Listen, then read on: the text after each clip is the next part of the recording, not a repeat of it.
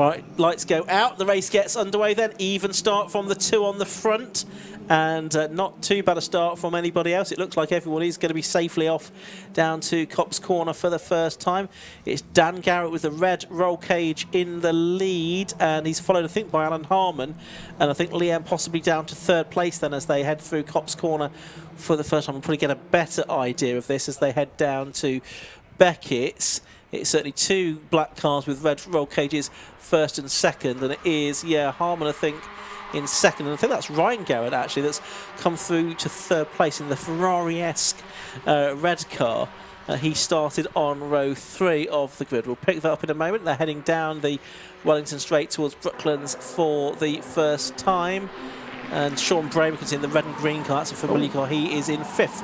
The leaders then turning their way through Brooklands for the first time. I think there was contact there between... a spin for the 52 of Alan Harmon, and he's collected the 82 car as well of Paul Clark.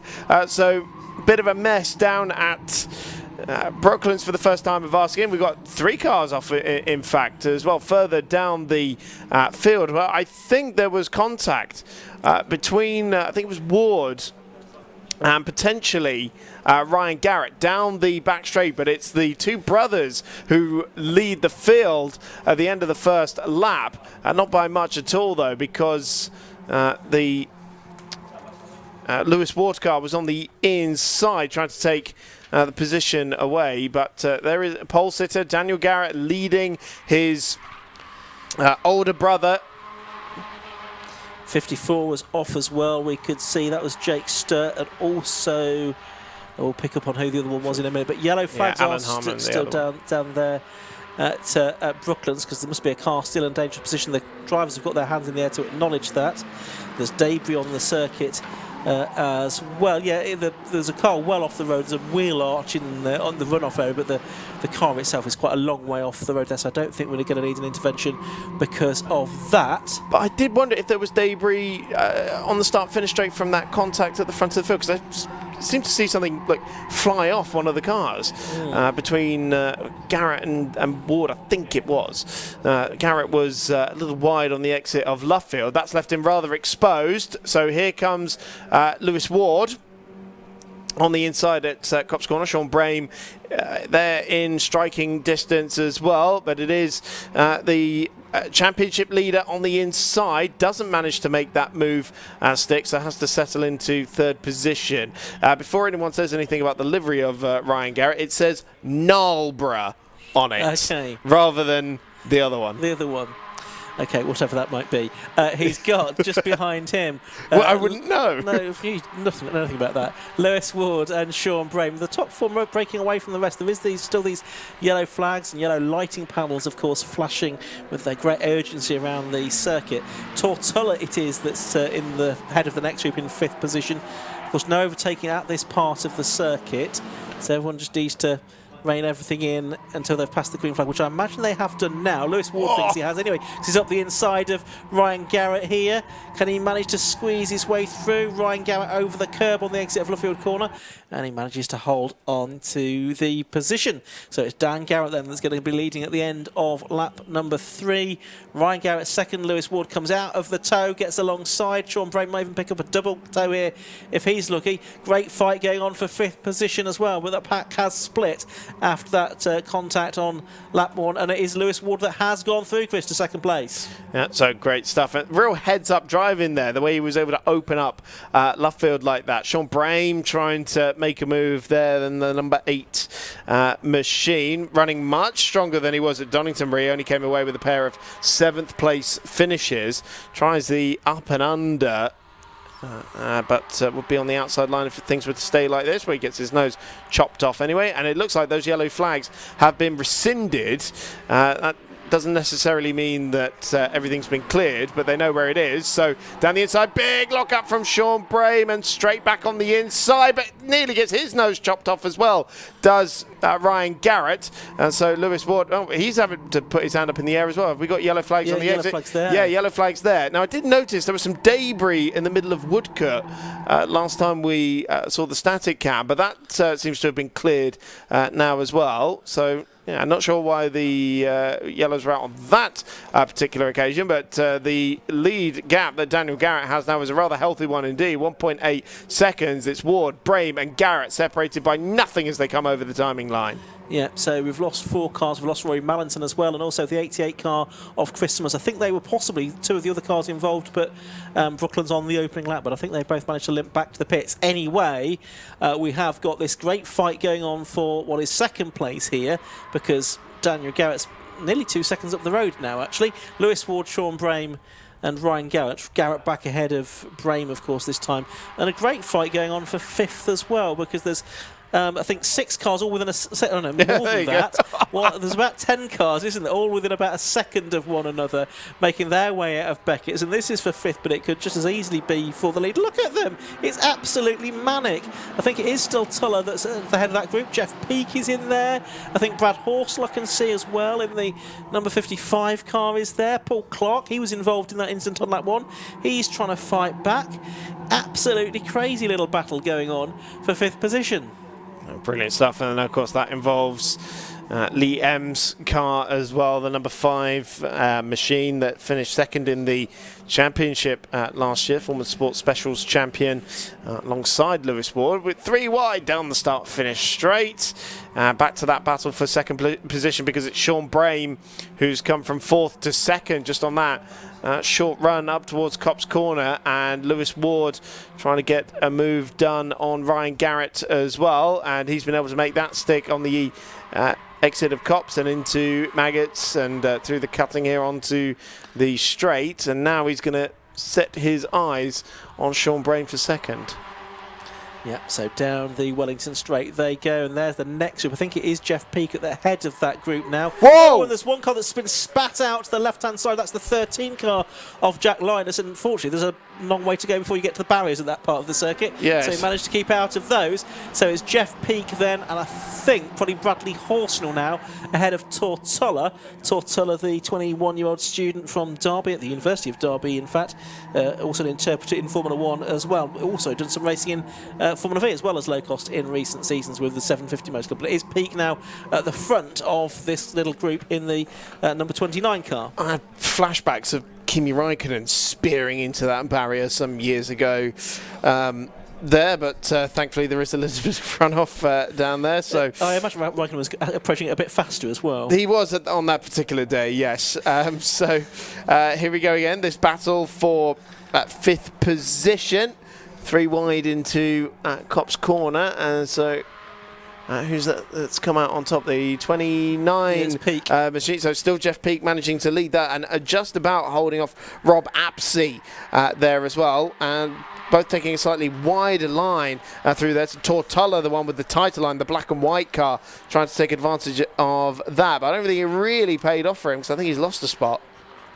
Okay, as they head along the straight, it looks like it's Rob Apsey that's now got to the front of the group. One up for the accountants here. The man from Brighton goes into what is 5th position. He's got ahead of Peake now, but it's not going to be easy to hold on to that, because he's got Paul Clark in the group, Tortola, 55 car as well of Bradley Horsnell. Several people trying to take it away from him, but Rob Apsey, who describes this car as a bit of a Trigger's Broom affair, one that's self-built and prepped, but I'm not sure how much there is of it's left from the one he started out with. Anyway, over they come to complete another lap, and Apsey's been pipped over the line. That time, I think, by Jeff Peake, has he? No, not quite as much over the timeline, but I think Peake is ahead, probably, as they head into Copse. Yes, he is. Yeah, and then closely followed by Apsey, just behind. Paul Clark's trying to show his nose to Tortola on the exit. So Apsey drew up alongside Jeff Peake on the outside going into the shortcut. Tortola drives through that open door. Waiting at the back of that as well, Bradley Horsnell as well in 55. So it's interesting to see the guys at the back aren't making much progress through this actual little pack. Traffic now starting to come into play for the battle for 2nd position, which is currently led by Lewis Ward, then Ryan Garrett in the red car, and then Sean Brame, who does have the fastest lap of the race at the moment, on a 1 minute 12.6. But they're lapping a little bit slower than that at the moment because they're constantly taking time off of each other. So here comes Ryan Garrett again on the inside going into Copse Corner on Lewis Ward. See, when they get down there, he manages to pull clear completely. Sean Brame manages to go through as well. And this is what we're talking about when we talk about tactical driving. Number 72, Alexander Artis, pulling off the road with an arm in the air. But Brame trying to fend off Lewis Ward into maggots, because sometimes you'll make a tactical move to slip back in the pack a little bit and come back at them a little bit later, because you want to work out where you can actually pull those moves. Yeah, yellow and green flags there, so I think that's possibly where Artis has pulled off along the back straight maybe. But there is Brame at the head of that group then for the moment in second place, and now Lewis Ward tries to attack, having passed the green flag, but just ends up going very deep into the corner at Brooklands, and that kind of attempt washes out. He's lost quite a bit of ground because of that, I think, to the red car of Ryan Garrett. Interesting lap times. The best lap of the race, 1:12.687 for Brame.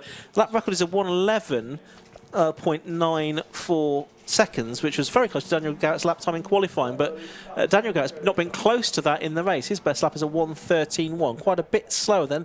Possibly the circuit a bit warmer, possibly debris and maybe some fluid on the circuit as well that's causing lap times to be a little bit slower than they were this morning. Well, Liam was right, 2.5 seconds a lap slower maybe. Yeah. What has happened to Liam? He's down in 10th, isn't he? He started second. He's in that big pack. Did he get a little caught out? Did he have to go like the long way around someone when we had that contact on the first lap? Oh, well, I think it already been dropped down to about 5th or 6th position when that happened. But yeah, I think he probably was delayed by that. Yeah. So still yellows there for Alex Artis's car parked on driver's left. Should still be that. Yeah, there it is. Just on the inside. So Lewis Ward's closed that gap back up. A little squirm of the tail there from Ryan Garrett coming out of Brooklands. And you see Lewis Ward, he lights that very wide line into Luffield to try and open up the start-finish straight.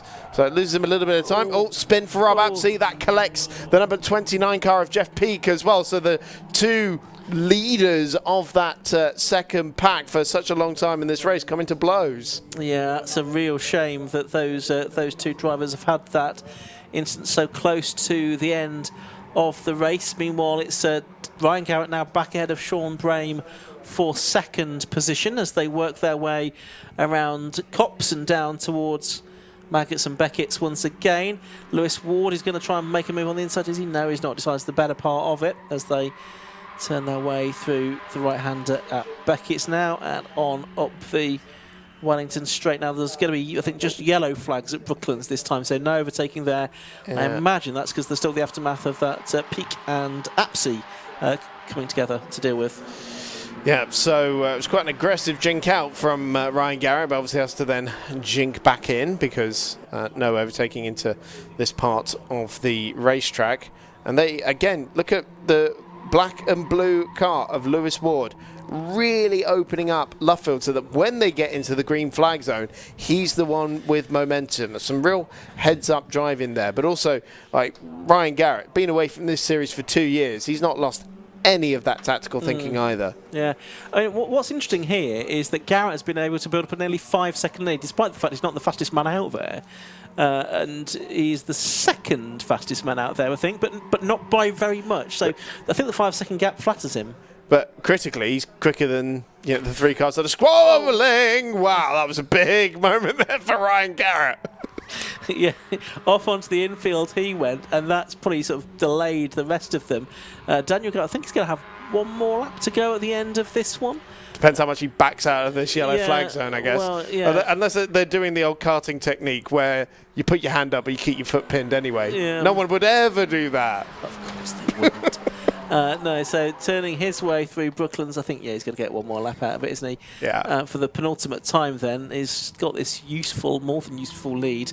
Obviously, last year's champion trying to close back in on the championship leader, Lewis Ward. Lewis, I imagine, will be keen to get back to at least third place. I think he Ideally did second do. if he could. I think he did do with that moment for Yeah, he would Garrett. have done. Oh, a checkered flag comes out now, a little bit early, possibly because of incidents around the circuit. So it is Ryan Garrett then that gets his second win of the season. Sean Brame takes second, Lewis Ward third, and Daniel Garrett after that. Very sketchy moment through Copse on the what proved to be the fun lap, takes fourth place. So I don't think they got a last lap board No. last time around, and a race like this, that's really critical because that's when you deploy your final tactic. And so there might have been some stuff left on the table there between Garrett and Ward and Brame for them to work that out. So it might play out differently in race 2. It might do. I think whatever happened, there may well have still been yellows at the final complex again, as there had been for quite a few laps in that race. That might have had a there was. So it was Bradley Hornsdale who came out on top in that second group of guys. There was 11 seconds behind the podium finishers in the end. So he just about beat Paul Clark and Lee M. Seven cars separated by 2.5 seconds though for fourth back to 11th place. So that was a great old fight, wasn't it? I think nearly everyone is back. Quite a few retirements. We've lost Isaac Spires as well in that race, as well as Jeff Peake. It's about a third of the grid then. Yeah, so quite a high level of attrition. A few drivers with work to be done to get the cars ready for tomorrow's race, I think. So it was a win for number 19, Daniel Garrett, by 4.7 seconds from number 8, Sean Brame. Third place went the way of number 4, Lewis Ward. Fourth place, number 99, Daniel Garrett. Fifth was 55, Bradley Horsnell. Sixth, 82, Paul Clark. Seventh, number 5, Lee M. Eighth, number 90, Tortilla. Ninth was 31, Glyn Griffiths. And Jack Artist. Now, that's actually from the back of the grid, because he didn't qualify this morning. So a good drive that from number 11, Jack Artist, to take 10th place. We didn't really sort of see much of that on the cameras, but that's a very good effort. What lap times was he doing? 13.60, so competitive, but not stunning lap times for Jack Artist. Anyway, Locosts are back out tomorrow afternoon at around about 3:20 for their second race of the weekend. Big thumbs up there from our race winner, which was Daniel Garrett. We've got Sean Brame, who was second, and Lewis Ward in third place down there in victory lane as well. Helmets and gloves coming off, and we'll get a word with them in just a few moments' time. Let's in fact head now down to Kieran Mogg. He's in the pit lane. See there, Daniel Garrett just talking to Sean and Lewis Ward about the race there. That was well, typical Locust racing. It was absolutely sublime. But we'll jump in here as Daniel Garrett just makes his way out of the car. Daniel, you didn't really have a lot of competition in that one. You just managed the gap and that was it. Yeah, I think they were catching at one point. Then they thought, oh, do you know what? I think he's a little bit far away, so they started going for second instead of first. And I don't know what happened to poor old Alan. He was doing really well. He was chasing us, and he was right there. And then I don't know what happened. Next time I looked, he wasn't there. Great way to start off the weekend, though. Fantastic. Yeah, really, yeah, for myself, a really good way. I want to go and make sure that he's all right and go and give a man getting out for the next race. Absolutely. Well, do you reckon you can do it again for the second one? I'll try. I'm going to try. I didn't enjoy that too much, to be honest, because I kept looking back and I kept seeing Lewis's car getting a little bit nearer and a little bit nearer, and then I think there must have been one incident back here, and I think that just gave me enough. Well, congratulations on the win. Great way to start the weekend. Yeah, and we'll move on to Sean Brame. Sean, second place. It was a bit like a game of musical chairs, and you were in the lead when the music stopped. Yeah, that was pretty much it. There was a yellow coming down the last straight for the last 3 laps. Unfortunately, I just managed to be at that yellow in the front, which means you can just long take it all the way to the line. But it's very close between Ryan, Lewis, and myself the whole race.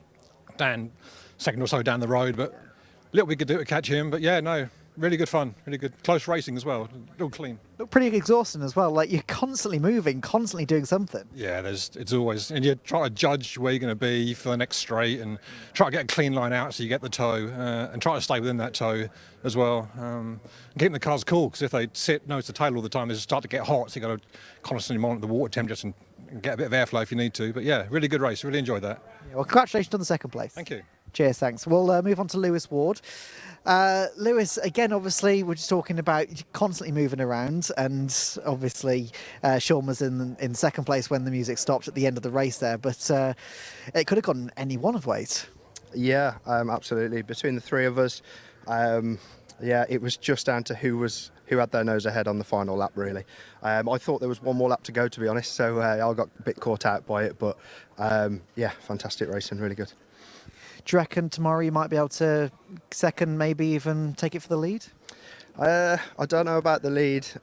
Dan's very quick, difficult to catch. To do what he just did then without a toe is pretty incredible, to be honest. So we were sort of pulling each other along at times, but then also tripping over each other at other times. So yeah, we'll see. I think second is definitely possible. I'm starting further back tomorrow, I'm 8th on the grid. But yeah, the slipstream train, who knows what might happen.